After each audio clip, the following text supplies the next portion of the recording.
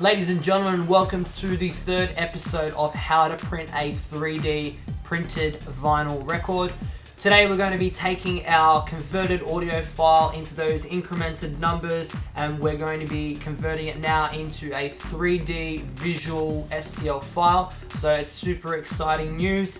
Then what we can do is take that STL file to a 3D printer and eventually print that vinyl record out for you guys to play on your vinyl players at home. Today we're going to be showing you a visual example of what we have created, and I'll be showing you later in this episode. So first, what we're going to be doing is taking care of our audio file that we created last episode. If you haven't checked out the previous episodes, number 1 and 2, please do so, as this is a 10-step video.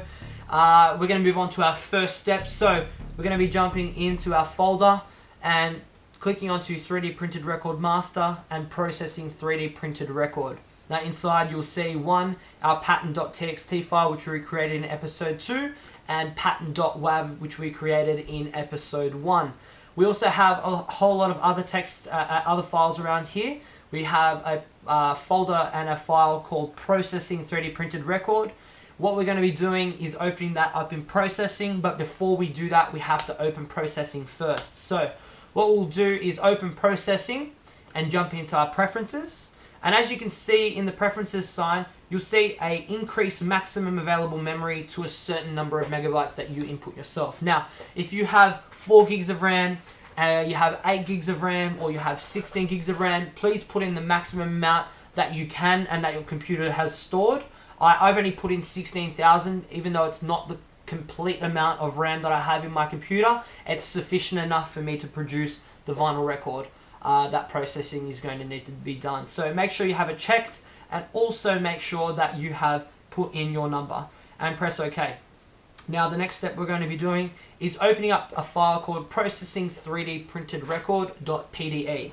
So we're just going to right click on that file and open with processing, and it'll come up with one of two things: processing 3D printed record tab and also a Groove utility tab. Now we don't really need the Groove utility tab, but just keep it there so that the program runs perfectly smooth.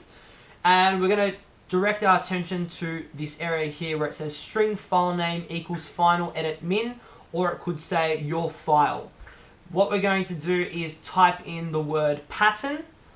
As you can see here, we have created a pattern.txt file previously in episode 2, so we're just completely replicating that entire name in this section here. And all we have to do is now run this program. But before we do, I just want to show you something. As soon as we hit run, what should happen is your program should start drawing grooves, and it will go from 1 to a particular number. So 1 out of 35 I have. So it'll keep drawing the grooves. Once it says closing, you'll see a separate file in this area rock up in this file, which will be your pattern.stl file. So we're almost there, 30 of 35, and it shouldn't be too long. And finally we have in our folder to the right a pattern.stl file. So what processing has done is taken those incremental numbers in pattern.txt and converted it into a 3D printable record, which is our STL file here. So what we'll do is we'll just close processing. Don't have to save, it's not a big deal.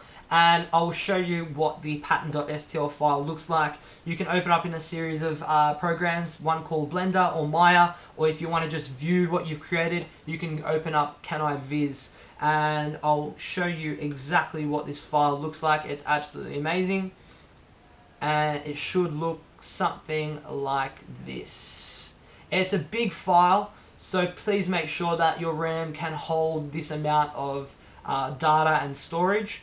If I just pan across here and show you what we've created, we've pretty much created an entire vinyl record, which is 3D, and I can also zoom in to this file and show you all the grooves that we've drawn based on that first MP3 file that we had converted.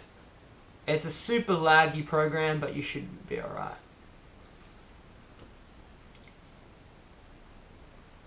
And there we have it. They're all the record grooves and increments that have been drawn into the STL file from that one audio file that we have created. Absolutely amazing stuff. I hope you guys are successful in doing this. I'm meeting up with a printer next week, so please keep up to date with all videos and make sure that we have everything ready to go before we take it to the printers.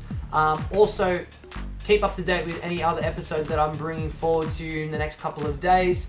It should be an awesome progress and a mad vinyl record that we make at the end of the video. Thank you very much for watching, and stay tuned.